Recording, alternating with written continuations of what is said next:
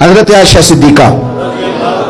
رضی اللہ تعالیٰ عنہ فرماتی ہیں ایک عورت تھی اور اسے نبی پاک صلی اللہ تعالیٰ علیہ وسلم نے وہ کلمہ پڑھ کے مسلمان ہوئی، مدینہ طیبہ آ گئی تو حضور نے مسجد نبوی شریف میں اس کے لیے مکان، ایک سادہ سا کمرہ ساتھ مسجد کے بنوا دیا، وہیں رہنے لگی۔ اکثر وہ سیدہ طیبہ کے پاس آتی تو حضرت عائشہ صدیقہ رضی اللہ تعالیٰ عنہ فرماتی ہیں وہ بڑی باتیں سناتی اور آخر میں کہتی وہ ہار والا دن بھی بڑا عجیب دن تھا اور میرے رب کی قدرتوں کا دن تھا، وہ بھی بڑا عجیب دن تھا۔ سیدہ عائشہ صدیقہ رضی اللہ تعالیٰ عنہ ایک دن فرمانے لگی کہ تو ہار والے دن کا بڑا ذکر کرتی ہے، وہ کیا دن تھا؟ تو خاتون کہنے لگی اماں جی وہ دن تھا جب میرے رب پر بھروسہ اور مضبوط ہو گیا، جس دن میرا اپنے رب پر توکل اور بڑھا، میرے ایمان میں یقین میں اور پختگی آئی۔ کہنے لگی میں ایک گھر کی کنیز تھی، نوکرانی تھی، اس گھر میں ایک بچی تھی جس کے پاس سونے چاندی ہیرے جواہرات کا ہار تھا۔ اس زمانے میں چمڑے کے اوپر لوگ ہیرے جواہرات لگاتے تھے، کئی دفعہ سرخ رنگ کے چمڑے پہ لگائے جاتے تھے، وہ بچی پہنتی تھی تو کہتی ہوں بچی کے اس نے اتار کے رکھا یا اس سے گرا وہ ہار تو چیل اسے اٹھا کے لے گئی گوشت سمجھ کے اور میرے سامنے اٹھا کے لے گئی۔ گھر والوں نے مجھ سے پوچھا، یہ بخاری میں موجود ہے، گھر والوں نے پوچھا مجھ سے کہ وہ ہار کہاں ہے تو میں نے کہا چیل اٹھا کے لے گئی۔ گھر میں کچھ چوری ہو جائے تو سب سے پہلا الزام کس پہ لگتا ہے؟ ملازمین پہ۔ کہتے ہیں انہوں نے مجھے بڑا مارا، بڑی تکلیف تھی، حتیٰ کہ میری شرمگاہ تک کی تلاشی،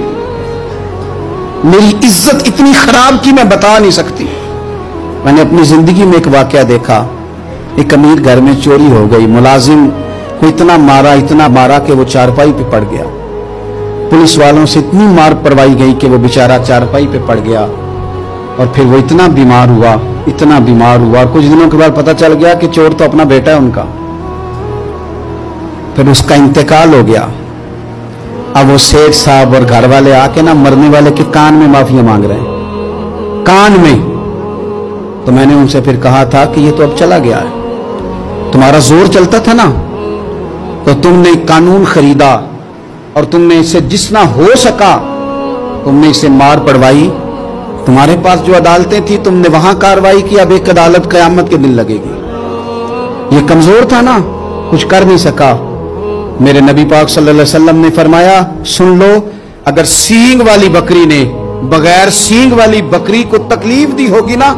تو قیامت کے دن اسے بھی بدلہ دینا پڑے گا کہ تیرے پاس سینگ تھے اور تو نے اسے مارا تھا۔ وہ خاتون عرض کرتی ہے سیدہ عائشہ کی خدمت میں کہ مجھے بڑا مارا، مجھے تکلیف دی، میں کہہ رہی تھی کہ میرے سامنے چیل لے گئی ہے پر وہ نہیں مان رہے تھے، اماں جی انہوں نے مجھے بڑا مارا۔ حضرت عائشہ صدیقہ کہتی ہیں پھر کیا ہوا؟ کہنے لگی اماں جی جب کوئی میرا مددگار نہ رہا،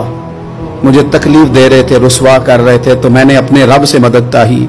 میرے رب کی طرف میں نے توجہ کی، میں نے کہا مالک اب تو ہی میرا مددگار ہے۔ کہتی ہے وہ مجھے مار رہے تھے تو وہ چیل جو ہار لے گئی تھی وہی لے کے واپس آ گئی اور ہمارے سروں کے قریب لا کے اس نے جب اس ہار کو پھینکا وہ مجھے چھوڑ کے سائیڈ پہ ہوئے، وہ میری بے گناہی جان گئے، لیکن آپ کو بتاؤں اس دن سے میرا اپنے رب پر یقین اور بڑھ گیا۔ مجھے سمجھ آ گئی کہ جب انسان پورا ٹوٹ جاتا ہے اور جب کوئی چاروں جانب اس کا مددگار نہیں ہوتا تو رب تو ہوتا ہے نا، اللہ تو اس کا مددگار ہوتا ہے نا، وہ تو پھر اپنے اس بندے کی مدد کرتا ہے نا، پھر وہ تو توانائی دیتا ہے نا، وہ تنہا نہیں چھوڑتا، وہ تو آنسوؤں والوں کے آنسوؤں پہ بڑا کرم فرماتا ہے، وہ تو قسم پرسی میں آ جاتا ہے، اس کی رحمت بڑھ کے استقبال کر لیتی ہے۔